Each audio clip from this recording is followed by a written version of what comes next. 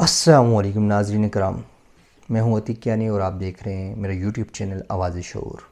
Ducky भाई एक YouTuber, एक मशहूर ज़माना यूट्यूबर कह सकते हैं।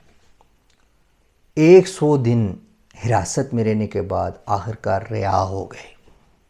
आते ही उन्होंने 100 दिनों की थकन एक वीडियो में निकाल दी।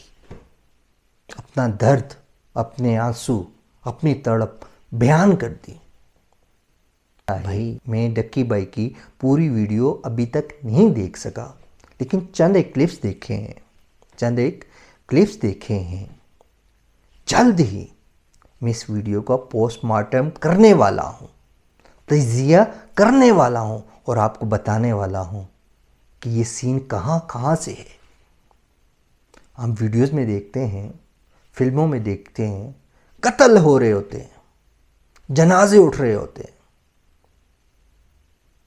रोया धोया जा रहा होता है। पसे मंजर क्या होता है? वो एक स्क्रिप्ट पे काम कर रहे होते हैं। और यूट्यूबर के लिए ये काम करना कोई मुश्किल काम नहीं, ये बहुत आसान है। बात पत्ते की यही है, साफ और आसान लफ्ज़ों में, कि भाई ये दूसरे, मेरा अपना तजिया गलत हो सकता है, आप मुझसे इख्तलाफ कर सकते